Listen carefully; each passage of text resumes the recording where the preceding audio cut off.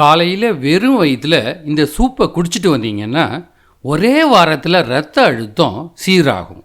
அது மட்டும் இல்லைங்க, ஹீமோக்ளோபின் அளவு அதிகரிக்கும்.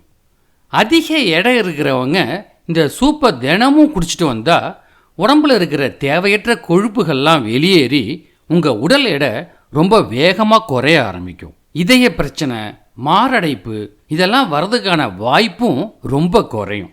முதுகு வலி, மூட்டு வலி, தோல் வலி, எலும்பு தேய்மானம் இது மாதிரியான பிரச்சனைகளை சரி செய்ய இந்த சூப் ரொம்பவே உதவும். வயிற்றுல புண்ணு இருக்கிறவங்களும் இந்த சூப்பை குடிச்சிட்டு வரலாம். கண் சம்பந்தமான பிரச்சனை, கண்புரை, பார்வை மங்கி போகிறது இது எல்லாத்தையும் இது சரி பண்ணும். தலைவலி இருந்தால் அதை போக்கும்.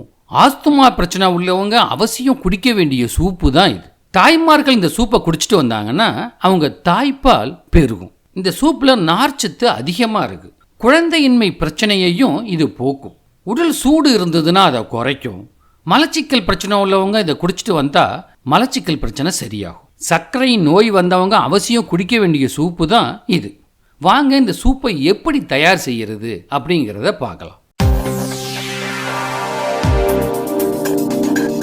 இதுக்கு நமக்கு தேவை 2 கைப்பிடி அளவுக்கு முருங்கை இலைகளுங்க. இந்த முருங்கை கீரையை காம்போட எடுத்துக்குங்க. ஏன்னா காம்பில் எண்ணற்ற சத்துக்கள் இருக்கு.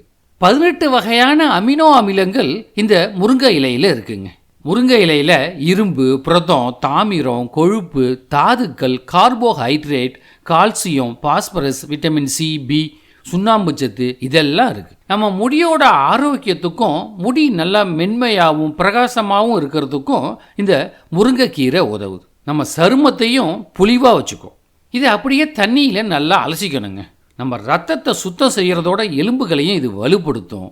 மஞ்சள் காமாலையை குணப்படுத்தக்கூடிய சக்தி இதுக்கு இருக்குது. பித்தம், கை கால் அசதி இது எல்லாத்தையும் இது போக்கும்.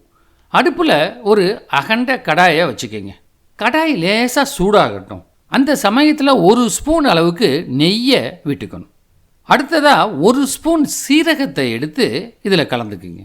அப்புறம் 2 பெரிய வெங்காயத்தை எடுத்து தோலை உரிச்சிட்டு நறுக்கி வச்சுருக்கேன், அதையும் இதில் சேர்த்துக்கிறேன். ஒரு தக்காளியையும் நறுக்கி இதில் சேர்த்துக்குங்க. 8 பூண்டு பல்ல தோலை உரிச்சிட்டு நாம் இதில் சேர்த்துக்க போகிறோம். ஒரு சின்ன துண்டு இஞ்சியை தோல் நீக்கிட்டு அதையும் இதில் சேர்த்துக்கணும். இதை எல்லாத்தையுமே போட்டு நல்லா வதக்கிக்கணுங்க. வதக்கினதுக்கு அப்புறமா இதில் 1.5 லிட்டர் அளவுக்கு தண்ணீரை விட்டுக்குங்க. கூடவே ஒரு சிட்டிகை மஞ்சள் பொடியையும் கலந்துக்கணும். தேவையான அளவு உப்பையும் போட்டுக்குங்க. தண்ணி நல்லா கொதிக்கட்டும். தண்ணி நல்லா கொதிக்கிற சமயத்தில் ஏற்கனவே நாம் உருவி வச்சுருக்கிற முருங்கை கீரைகளை இதில் போட்டுக்கணும். கீரை நல்லா வேகணுங்க. இதயத்தில் ஏதாவது பிரச்சனை வரும்னா அதுக்கு முக்கியமான காரணம் பார்த்தீங்கன்னா கொலஸ்ட்ரால் தாங்க. அந்த அதிக கொலஸ்ட்ராலை குறைக்கிற சக்தி இந்த முருங்கைக்கீரைக்கு இருக்குது. அதே மாதிரி கல்லீரலை பாதுகாப்பாக வச்சுக்கிறதுக்கும் கல்லீரலில் புரத அளவை அதிகரிக்கிறதுக்கும் இது உதவுது. கீரை நல்லா வேகிற வரைக்கும் அடுப்பை நிறுத்த வேண்டாம். ஆனால் ரொம்பவும் கொதிக்க வச்சுடக்கூடாது. அப்படி செஞ்சீங்கன்னு வச்சிங்களேன், இதில் இருக்கிற சத்துக்கள் எல்லாமே வீணாக போயிடும், நமக்கு எதுவும் கிடைக்காது.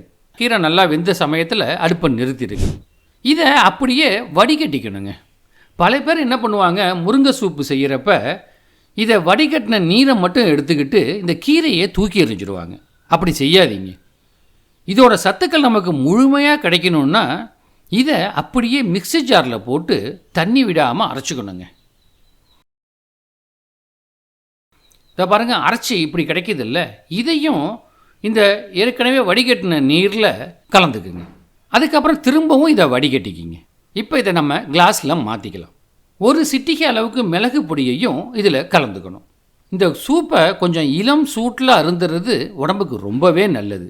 இது மாதிரியான ஆரோக்கியமான சூப்பை அப்பப்போ வீட்டிலையே செஞ்சு நீங்களும் குடித்து உங்கள் வீட்டில் உள்ளவங்களுக்கும் கொடுங்க.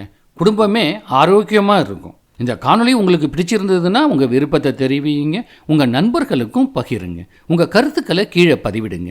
நீங்கள் எங்கள் சேனலுக்கு புதியவராக இருந்தால் மறக்காமல் காணொளிக்கு கீழே இருக்கிற சப்ஸ்கிரைப் பட்டனை அழுத்துங்க. அப்போ தான் எங்களுடைய அடுத்தடுத்த புதிய காணொளிகளோட அறிவிப்புகள் உங்களுக்கு கிடைக்கும்.